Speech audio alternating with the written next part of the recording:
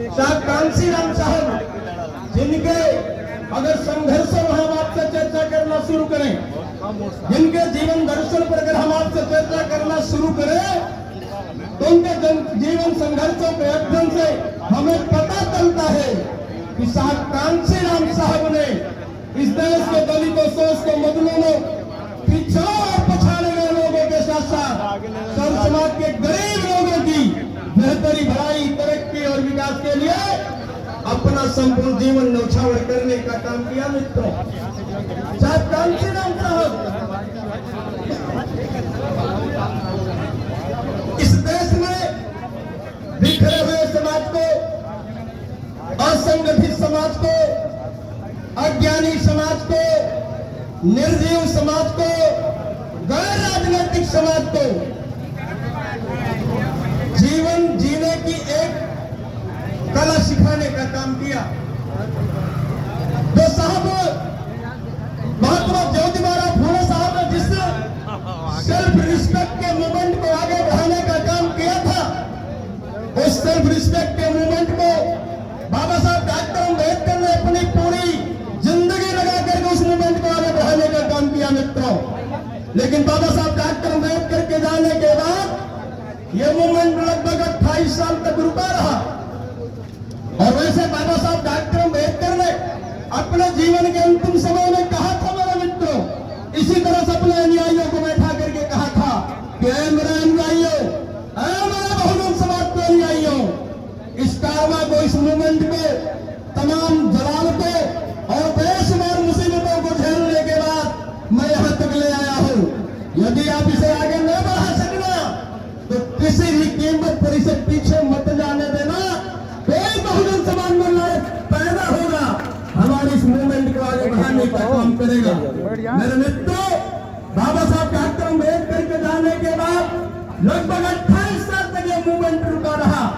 लेकिन साहब कांशीराम साहब जब पंजाब की धरती पर पैदा हुए और पूना के DRDO कंपनी में नौकरी प्राप्त किए, साहब कांशीराम साहब को इस डॉक्टर अम्बेडकर के मूवमेंट के बारे में कोई जानकारी नहीं थी। लेकिन मेरे मित्रों, एक घटना और एक स्पीच साहब कांशीराम साहब को दीवाना बना दिया।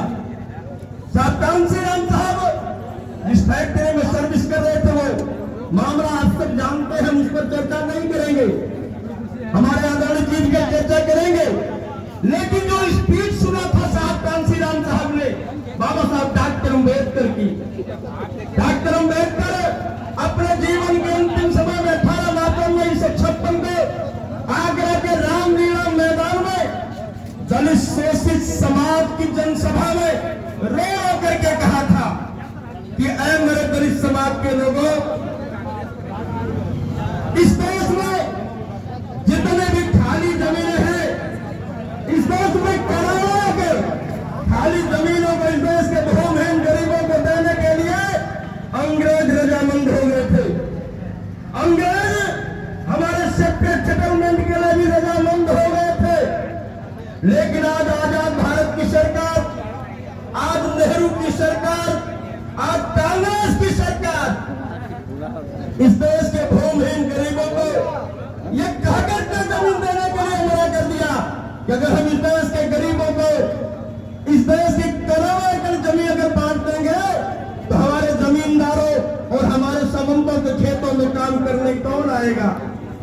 इसलिए बाबा साहब डॉक्टर अम्बेडकर ने रो रो करके कहा कि मेरा ज्यादा समय पढ़ाई लिखाई के मामले में चला गया, मेरा ज्यादा समय समाज के लोगों को आरक्षण मिले, इसमें हमारा ज्यादा समय चला गया।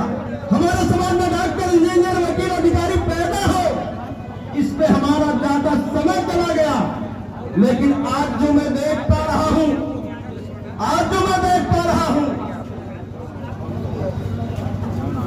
मेरे सामने ये पढ़ के अधिकारियों की एक क्लास बन करके रह गए हैं। आज जो मैं देख पा रहा हूं, मेरे सामने कर्मचारियों और अधिकारियों की एक लंबी फौज खड़ी है, लेकिन इन्हें अपने स्वार्थ के अलावा समाज की पीड़ा दिखाई नहीं देती है। बाबा साहब डॉक्टर अम्बेडकर ने अथाह दुख व्यक्त किया कि हमारे समाज में अधिकारी कर्मचारी पैदा हुए हैं, वे जिस समाज से बिलोंग करते हैं, क्या उस समाज के लोगों के दुख पीड़ा को बांटने की जहमत क्यों नहीं उठाते? हमारे समाज के जो अधिकारी और कर्मचारी हैं, ये जिस समाज से आते हैं, इनका उनसे कोई मेल मिलाप नहीं है। इसलिए इस बढ़ती हुई उम्र में मुझे ही लाठी लेकर के आगे आगे चलना होगा और आप सब लोग मेरे पीछे पीछे चलने का काम करना, क्योंकि अपने लोगों की बस्तियां बनाना ये हमारी जरूरत है। अपने लोगों की बस्तियां बनाना ये हमारी जरूरत है। अपने लोगों की समस्याओं को दूर करना ये हमारी जरूरत है। इसलिए मेरे मित्रों, बिल्कुल समय साथ नहीं दे रहा है, इसलिए आप सब लोगों का इस मंच के माध्यम से स्वागत अभिनंदन वंदन करते हैं इस पेड़ के साथ कि यूं ही नहीं मिलती राही को मंजिल। मेरे बहुजन समाज पार्टी के जाबाज कार्यकर्ता पदाधिकारी साथियों, यूं ही नहीं मिलती राही को मंजिल, मन में एक जुनून सा जगाना पड़ता है। मैंने पूछा चिड़िया से, जो चिड़िया पेड़ पर घोंसला बनाती है, जो घोंसला बनाती है चिड़िया पेड़ पर, मैंने पूछा चिड़िया से कैसे बनाया आशियाना? बोली भरनी पड़ती है उड़ान बार बार, भरनी पड़ती है उड़ान बार बार, तिनका चुनकर उठाना पड़ता है, तिनका चुनकर उठाना पड़ता है। बहुत बहुत धन्यवाद।